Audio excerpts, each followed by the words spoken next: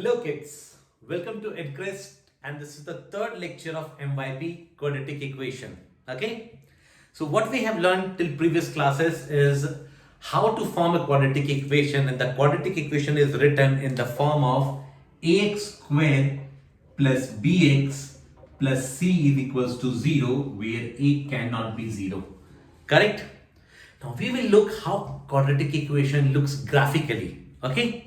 So when you talk about graphs, I am going to make on the right hand side of the graph, quadratic equation either it will be concave up or it can be concave down.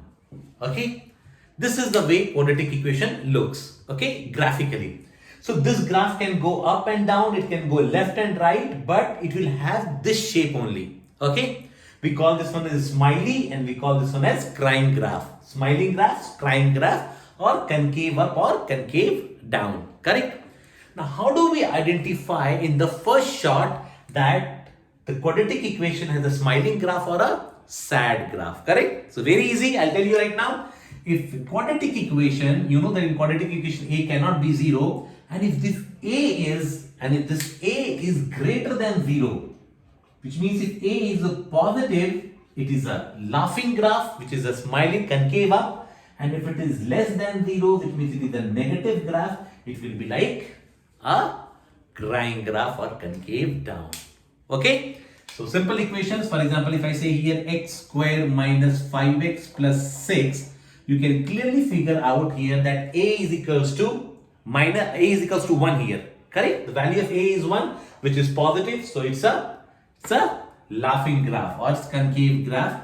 And if I say that minus of x square plus 5x, we can clearly say that here the value of a is minus 1. So it's concave down. So it is a crying graph. Okay. Hope this makes sense. Correct? Okay. So next what we are going to see is that how to find the y-intercept of a quadratic equation. Okay. Y-intercept means where does a quadratic equation cuts the y-axis. Okay. Okay. So we know that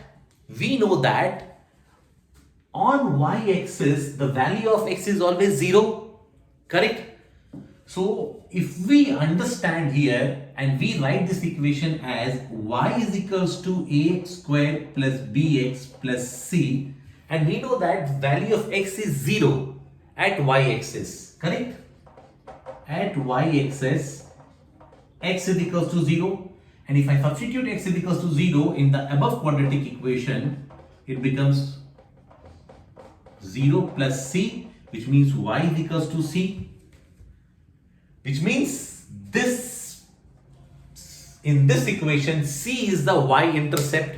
Correct? So you can write this point as 0 comma c. Yes or no? This point will also be what? 0 comma c. Correct?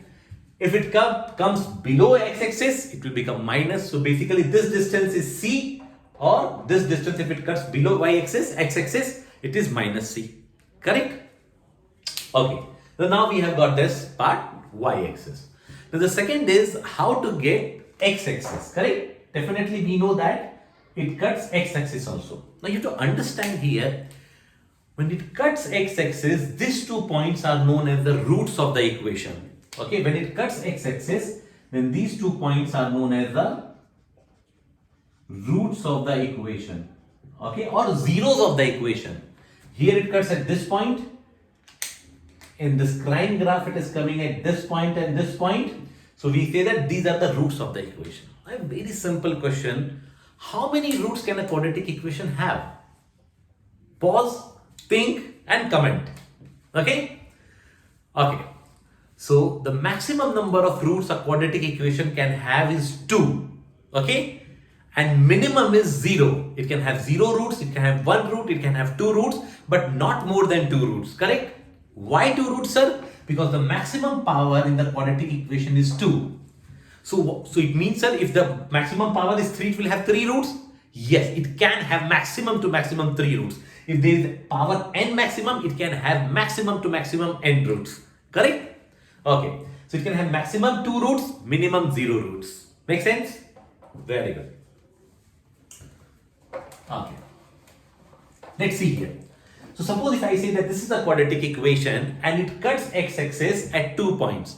2 points, 1 point, 0 point, automatically when you solve it, you will get the points, correct? The equation is made in such a way, it's very simple to solve it. And I'll show you how to solve this kind of equations, okay?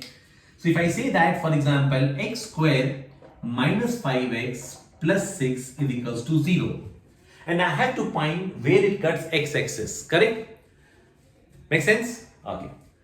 We know that y is equals to ax square plus 5x plus 6 and I equated it to 0. Why? Because this 0 is nothing but y, correct?